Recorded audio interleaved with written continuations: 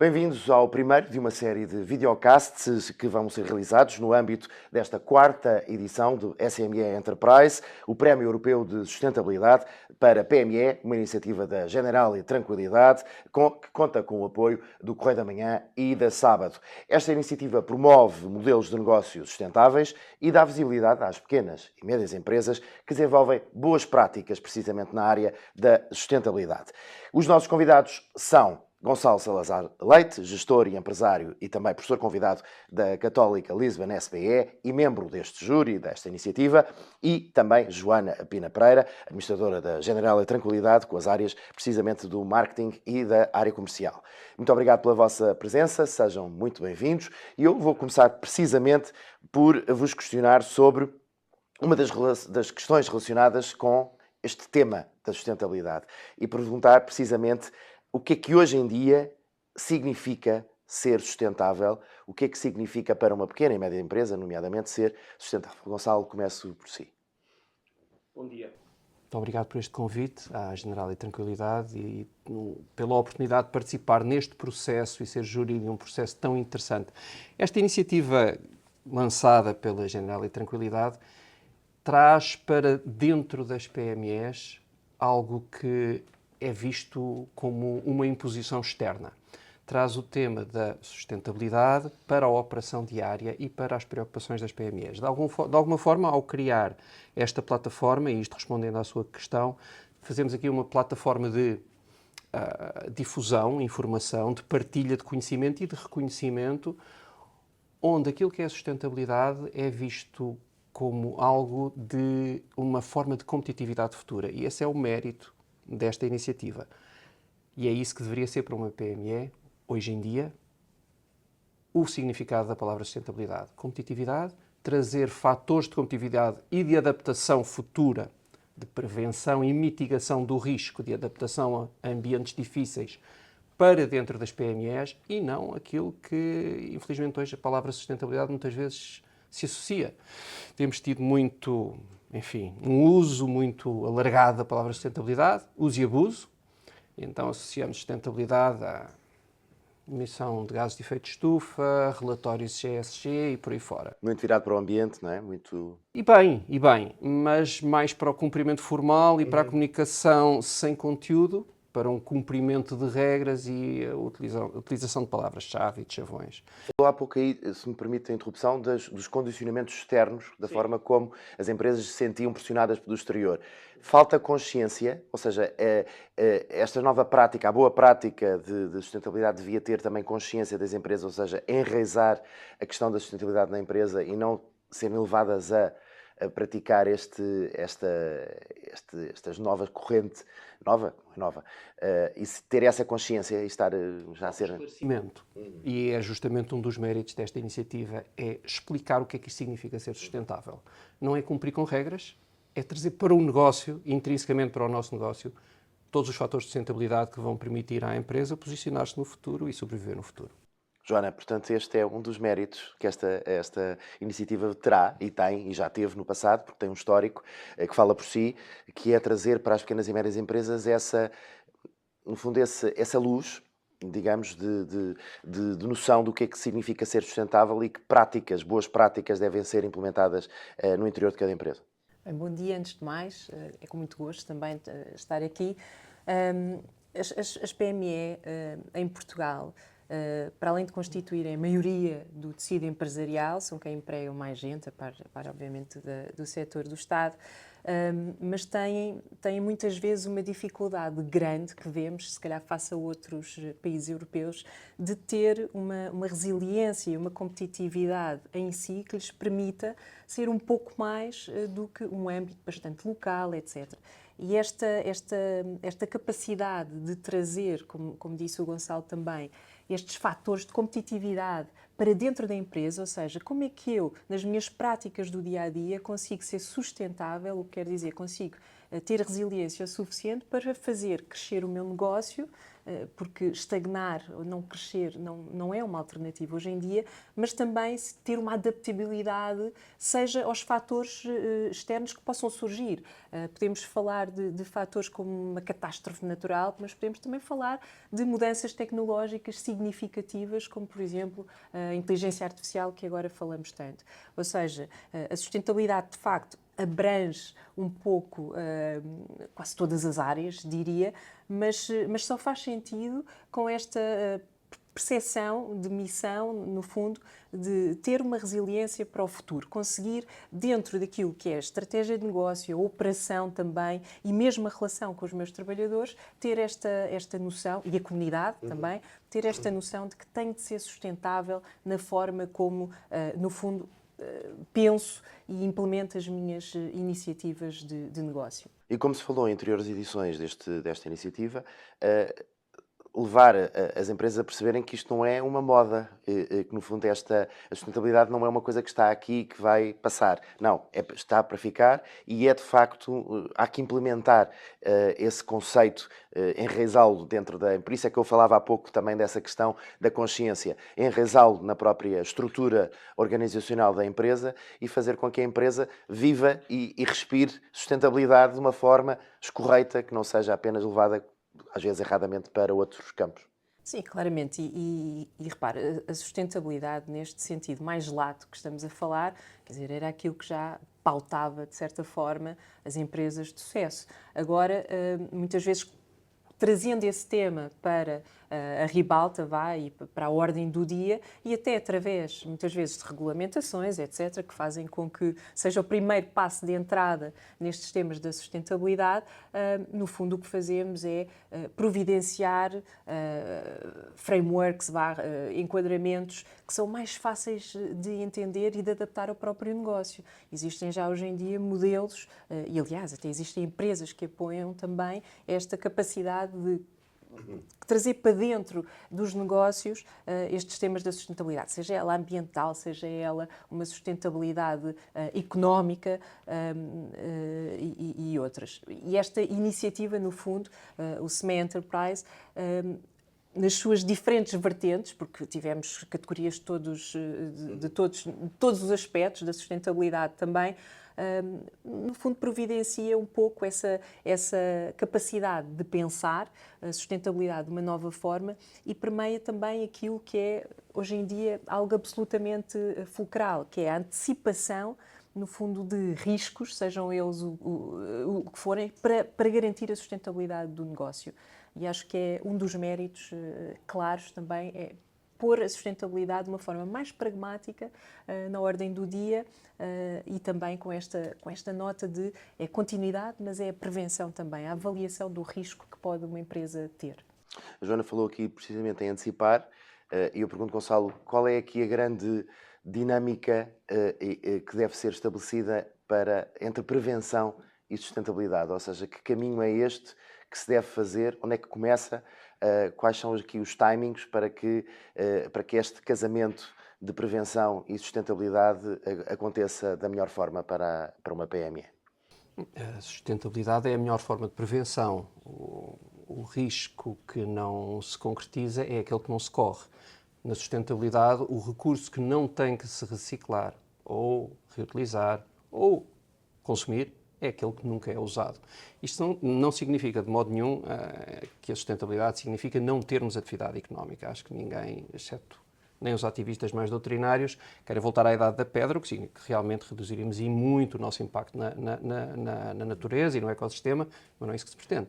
É o dinamismo, a prosperidade e a viabilidade de uma sociedade de uma forma equilibrada e sustentável, boa para o presente e para o futuro. E esta capacidade de antecipação, esta capacidade de prevenção, é uma forma de pensar que está inerente tanto à gestão de riscos no dia-a-dia e no médio prazo, como à sustentabilidade no médio e no longo prazo. E esta dinâmica é uma dinâmica muito, muito similar. E a forma de gerir de uma empresa tem que ter hoje em dia muito presente o tema da gestão de riscos e a capacidade de adaptação e a resiliência do sistema e da própria empresa. E com isso, automaticamente começa também a fazer a prevenção dos seus próprios riscos. Há uma simbiose muito interessante entre aquilo que é a prevenção de riscos e a implementação da sustentabilidade. E é difícil para uma PME fazê-lo? Ou seja, estamos a falar aqui de uma... É, porque estamos a falar da pequena, e estamos a falar da média, não é? Ou seja, temos aqui um saco com vários tipos de empresas. Para uma pequena, calculo, digo eu, que seja mais difícil se calhar implementar, ou às vezes é exatamente o oposto, não sei, estou a perguntar. É difícil cumprir com aquilo que é a regulação. Não é difícil pensar em termos sustentáveis e agir em termos sustentáveis. Uma empresa bem gerida vai pensar como é que se consegue posicionar, ser competitiva, já nem diria a médio prazo, a curto prazo, e isso inclui todos os fatores de sustentabilidade. Muitas vezes é difícil cumprir com tudo o que é exigido em termos de informação, reporte, comunicação, sistemas, e essa vertente daquilo que é o caminho da nossa sociedade para a sustentabilidade é talvez menos simpática e está a ser menos bem utilizada. Já a consciencialização, que daí resulta, é muito positiva. E, em termos práticos, não é difícil uma empresa ser sustentável, em termos formais talvez seja. Do seu conhecimento, do histórico que tem, é mais difícil uma pequena estrutura implementar, ou é nas médias, com já algum volume, quer de negócio, quer de estrutura organizacional, implementar essas práticas? Onde é que está aqui o maior desafio? A dificuldade está, obviamente, nas pequenas empresas, onde o negócio é a razão de ser e a razão do dia-a-dia, e a sobrevivência da empresa está em jogo todos os dias. Quando existe uma estrutura um pouco maior, existem mais recursos, mais capacidade de prestar atenção a várias vertentes do negócio do dia-a-dia de médio prazo, existe outra capacidade de incorporar práticas dentro daquilo que é a gestão, práticas de sustentabilidade. Joana, há aqui a questão também da sustentabilidade do negócio e da sua gestão, como dizia também o Gonçalo. As boas práticas, sabemos na teoria e na prática, as boas práticas de gestão, obviamente que dirigem-se para uma boa capacidade negocial e para a saúde, uma boa saúde da empresa, obviamente que estão interligados. Há consciência, percebe-se que estas iniciativas ajudam a trazer essa consciência, mas há consciência, muitas vezes, de quem lidera as PMEs, de que a sustentabilidade é um mecanismo, é uma ferramenta para chegar a uma boa gestão de negócio? Julgo que, de forma genérica, ainda não. Também porque, mesmo quando falamos, não só de pequenas, mas de médias empresas, muitas das nossas PMEs estão ainda numa componente de sobrevivência, muitas vezes com a gestão mais financeira do dia-a-dia, mais quase contabilística de pagamento de salários, etc. E por isso fica pouco espaço para iniciativas que, apesar de tudo, precisam de algum tempo para serem definidas, para implementar, e não deixa de ser um desvio, muitas vezes, daquilo que é o dia-a-dia mais rotineiro do próprio negócio. E isso faz com que seja difícil, muitas vezes, encaixar este tipo de pensamento e depois esta implementação. Agora, não quer dizer que não haja uma consciência cada vez mais presente de que é necessário fazer. O tema é a urgência, ou seja, há sempre uma... É pergunta, não é? Exatamente. E nós, os portugueses, também temos sempre esta coisa, lá vamos desenrascando, não é? Temos esta forma que é bom e que é mau, não é? Mas que vamos levando, de certa forma, a sobrevivência até das próprias empresas, muitas vezes como levamos, muitas vezes, coisas do nosso dia-a-dia.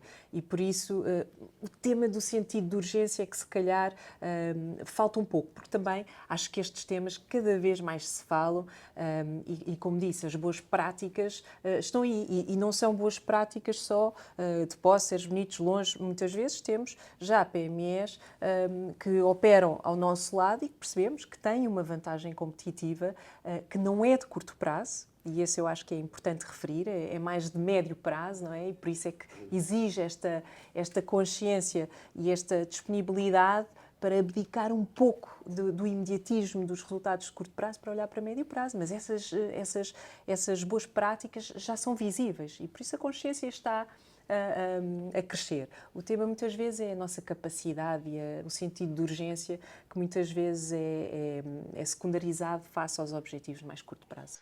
É o foco, não é? O foco continua a ser o negócio e muitas vezes o negócio está dissociado ainda de algumas boas práticas. Mas tem havido, Gonçalo, apelando aqui ao seu histórico e ao seu conhecimento, tem havido uma maior consciencialização, ou seja, olhando para os últimos anos, percebe-se que as PMEs estão cada vez mais a sentir, a viver e a desenhar na sua estrutura boas práticas de sustentabilidade, ou continuamos ainda numa curva ascendente, mas muito tímida? A curva é ascendente, sem dúvida, mas não é tão tímida assim. E nota-se, de facto, uma consciencialização e interiorização de alguns conceitos. Isto também depende um bocadinho daquilo que venha a ser a agenda política e mediática e como ela seja comunicada. Não podemos, não deveríamos continuar a falar de sustentabilidade e do impacto que a nossa atividade tem no ambiente e na sociedade e na economia de uma forma simplista. Uma coisa é sermos simples, a outra é sermos simplistas. Temos uma onda de calor igual a 10, que tenham existido nos últimos 50 anos, e temos um comentador rapidamente a falar de cataclismos e alterações climáticas e o mesmo comentador de seguida a falar da substituição dos treinadores de futebol, sem nenhum demérito, que também é um tema que me interessa bastante. E não se entra no detalhe de se explicar que isto não é tanto o fenómeno, mas a frequência e a amplitude dos fenómenos, das medidas de adaptação que têm que ser tomadas, do impacto a médio prazo. E é esse caminho de informação que temos que voltar a trilhar, de forma a que aquilo que hoje em dia já está presente nas empresas, se possa, de alguma forma, ser cada vez mais presente, mais disseminado, e que haja esta interiorização de recursos que têm que ser utilizados de uma forma consciente. E a questão das escolhas, porque temos tido uma agenda de sustentabilidade que não olha a custos e não faz escolhas entre benefício e custo, não faz este cálculo custo-benefício, não faz este trade-off. E é algo que vai ter que estar em cima da mesa a muito curto prazo, porque se o nosso ecossistema é limitado, os nossos recursos também são, os nossos recursos para a mudança e adaptação também o são. Mas falta mais vigor também legislativo, ou seja, há aqui um mecanismo que poderá não estar a ser usado na sua maior potencialidade, que é precisamente... Respondendo de forma provocatória, pelo contrário. Há demais. Há demais. Das duas, uma. Temos dois caminhos aqui para a sustentabilidade. Ou vamos ter esta imposição de mais ESG, mais regulação, mais taxonomia, mais regulamentos, mais sistemas, mais reportes e mais reportes e mais reportes. E as empresas cumprirão porque têm que cumprir. Mas isso, a prazo, contribuirá para um declínio lento e não vai acabar nem para o ambiente, nem para a sustentabilidade, nem para a economia. Sim, mas há condicionamentos, formas de condicionar e formas de condicionar. Isto pode acabar menos bem e podemos entrar em declínio se nos preocuparmos em cumprir um sistema complicado. Ou pode acabar muito bem se interiorizarmos dentro das empresas, e é essa informação e essa formação que está a faltar, tudo o que são as práticas de sustentabilidade. O grande sucesso da palavra sustentabilidade será no dia em que ela não for usada, quando desaparecer, quando for intrinsecamente parte das características de negócio. Repare, ninguém hoje em dia fala de uma estratégia digital de forma dissociada daquilo que é a estratégia de negócio. É intrínseco, é uma característica. E esse será o caminho, se tudo correr bem, para a sustentabilidade. Será tão natural à atividade económica e social que quase não se falará. E a própria personalidade das empresas, de quem as lidera, também o desafio também poderá estar aí, não é? Nomeadamente nas pequenas, em que as estruturas são mais reduzidas e em que temos, se calhar, uma liderança das empresas de gente menos jovem. Pode ser isso também aqui um trigger ou não? Como dizia a Joana, eu penso que o problema das empresas, quanto mais pequenas, mais focadas estão na sua própria sobrevivência. E aí é o curto prazo que conta. Não terá tanto a ver com a liderança, nem com a consciência que hoje é transversal à sociedade dos impactos ambientais da nossa atividade diária, económica, social, pessoal. Essa mensagem já passou e acho que em todos os estratos temos diferentes dimensões das empresas e diferente sofisticação dos empresários, em todos os estratos essa mensagem passou.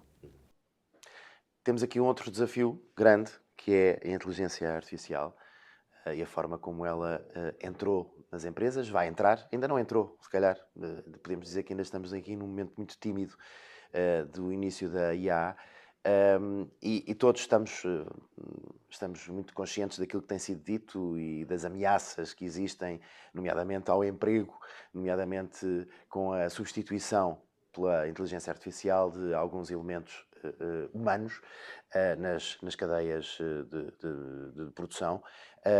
Que real, isto é futurologia praticamente, mas o que é que nós podemos ter aqui na IA versus sustentabilidade? Como é que casa este conceito? Que ameaças é que traz para o emprego a IA? Temos falado muito disso no último ano, principalmente.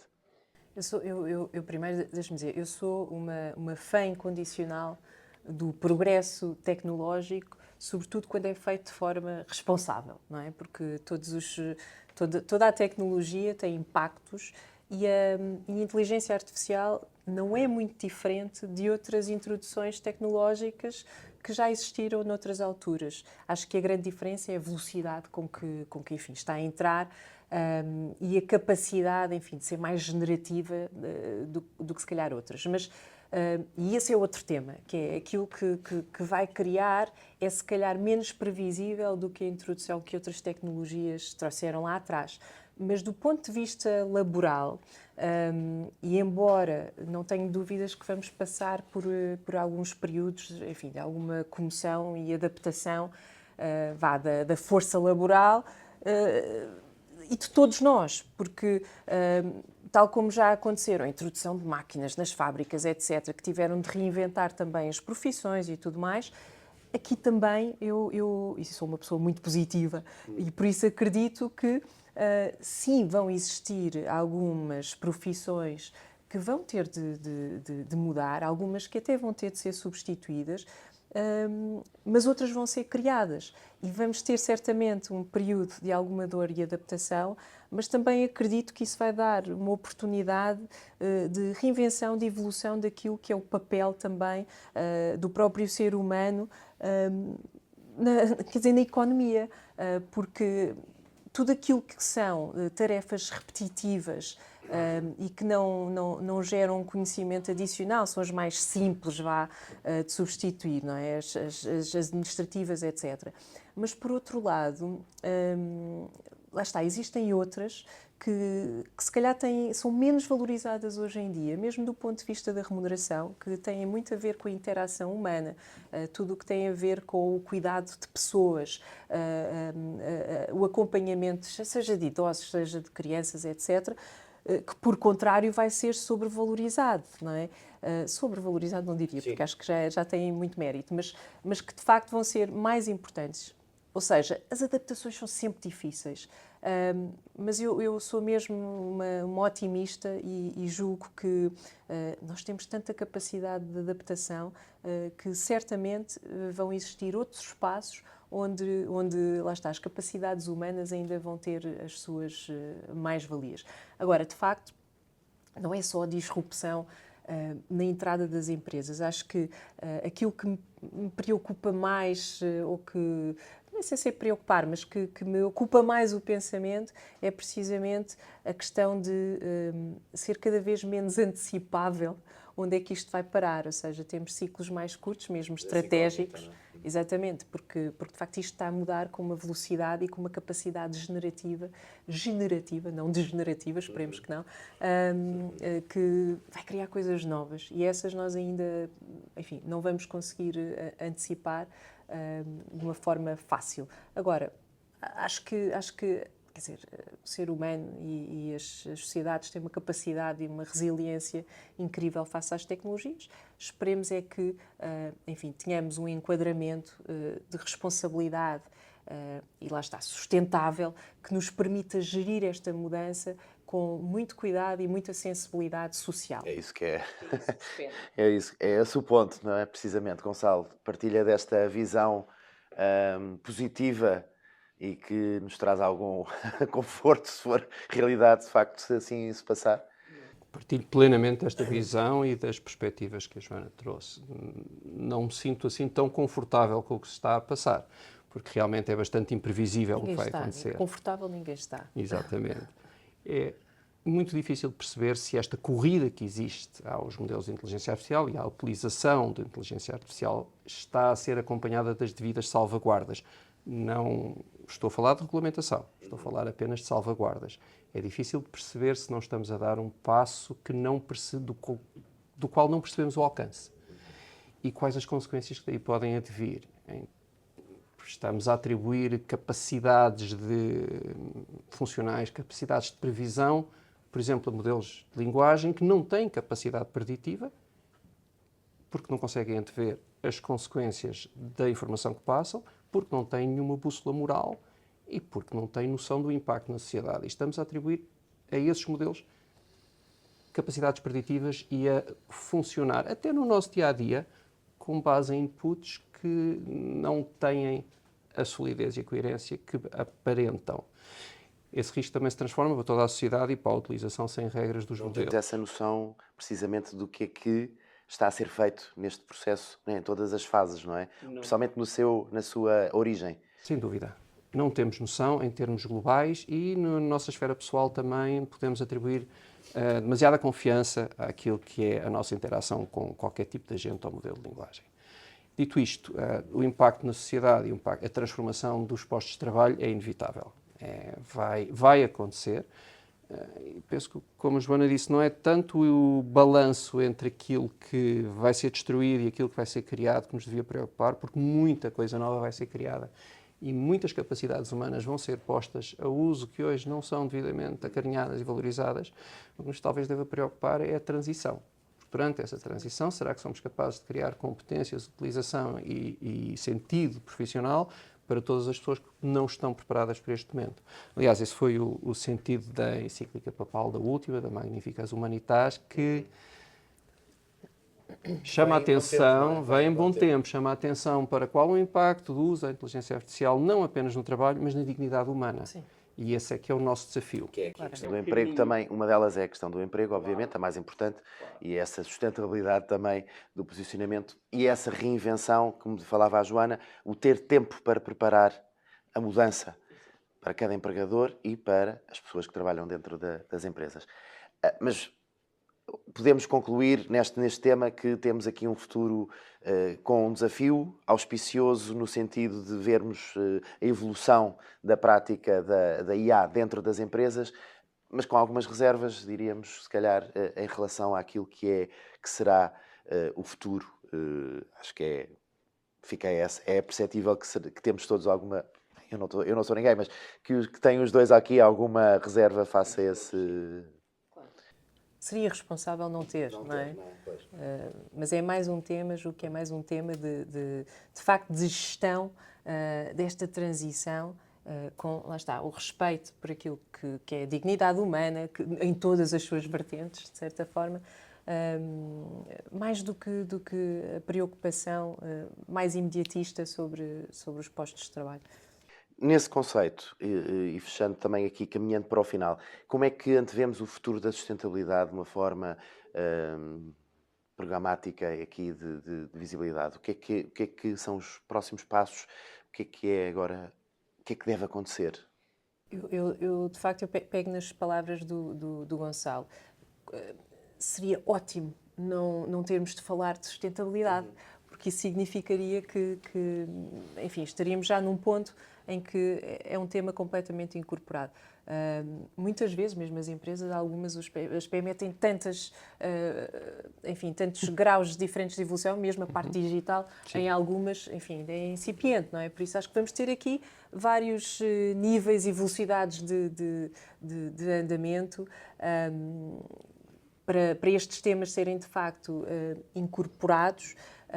Agora, eu suspeito, de facto, que e não é por acaso também que trouxe aqui o tema da inteligência artificial, mas que a parte da sustentabilidade social, na perspectiva, enfim, de como é que vamos fazer a gestão destas mudanças e a incorporação daquilo que é eu digo a força laboral, mas na verdade também como cidadãos destes temas de inteligência artificial na nossa sociedade, vai ser mais um vetor da sustentabilidade. Eu julgo que para o futuro, nós muitas vezes falamos, embora de facto seja, enfim, como o digital é uma coisa transversal, mas é tão específica e tão transformadora que muito provavelmente este tema vai impactar a sustentabilidade como um todo das empresas, da sociedade, e vai ser mais um vetor de evolução a curto prazo destes temas e como se discute a sustentabilidade, diria eu.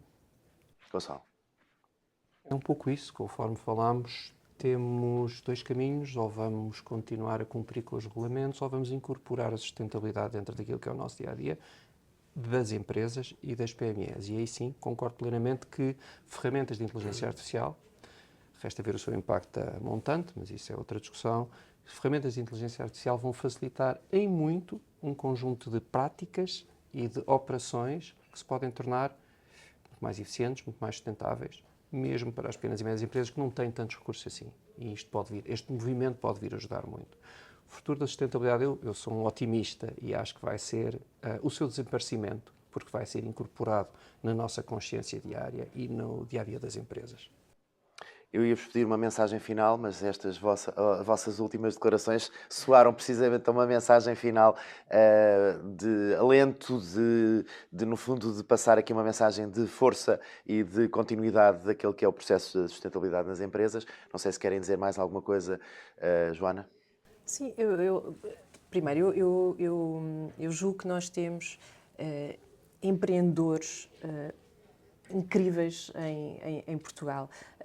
E lá está, não são todos da nova geração, julgo que também temos casos fantásticos de pessoas que conseguiram montar os seus negócios. Alterá-los, muitas vezes. Exatamente, alterá-los, etc.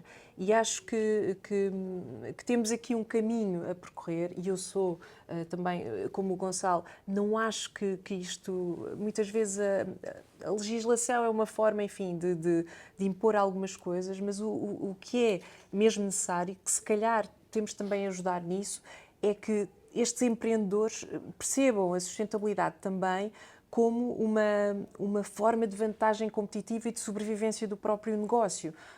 Ou seja, que não seja apenas a resposta mais e mais regulação, mas seja de forma muito simples, enquadrada também como um vetor daquilo que tem de ser feito, de facto, para conseguirem, mais um instrumento de gestão, para conseguirem sobreviver e ter a resiliência para conseguirem adaptar-se aos novos tempos. E julgo que enfim, esta capacidade está lá na gênese de todos estes empresários, não é? Porque, de facto, nós vemos, precisamos é que o nosso tecido de PMEs é tão largo, precisamos é que, se calhar, subam um nível mais e passem as pequenas a serem médias, as médias a serem grandes, e vejam a sustentabilidade como um instrumento essencial para isso. Porque e não ser apenas a empresa do dia-a-dia que está, enfim, aflita para pagar os salários, etc. E isto também é algo que tem de ser ajudado, que passa muito pela formação, pela literacia, no fundo, em relação a estes temas, e eu acho que faz parte, eu pelo menos julgo que nós fazemos a nossa parte para ajudar, e é uma responsabilidade que todos temos de sentir para ajudar o tecido empresarial português a dar este salto, no fundo. Gonçalo. Pegando nas palavras da Joana, enquanto sociedade, estamos perante agora, neste momento, neste nosso caminho para a sustentabilidade, estamos perante um desafio de bom senso também. Um desafio de fazer um equilíbrio entre o custo e o benefício das decisões que venham a ser tomadas. Vou dar um exemplo rápido. O que é que aconteceria se Portugal, de repente, deixasse de consumir todo o gás natural que consome? Com perda de competitividade e aumento de custos para as empresas, com o empobrecimento das famílias que perderiam acesso a energia acessível, enfim, com todas as consequências, mas de um dia para o outro faríamos isso. Qual o impacto no nosso ecossistema? Zero. Isto equivale a uma ou duas das 50 centrais a carvão que a China comissionou no ano passado. Portanto, esta análise custo-benefício, passada para o universo das PMEs, é talvez o principal desafio que a Europa e Portugal, e o nosso tecido, enfrenta, que é a gestão do bom senso, porque sobretudo uma pequena empresa, uma pequena e média empresa, tem que se preocupar sim também com o fim do mundo e o fim dos tempos, mas muito mais com o fim do mês. E é este equilíbrio que tem que se conseguir. Muito obrigado, Joana Pina Pereira, Gonçalo Salazar Leite, pelos vossos contributos neste primeiro videocast. E nós voltaremos para um próximo episódio, muito em breve, no âmbito desta quarta edição do Prémio SME Enterprise, da General e Tranquilidade, com o apoio do Correio da Manhã e da Sábado. Até já.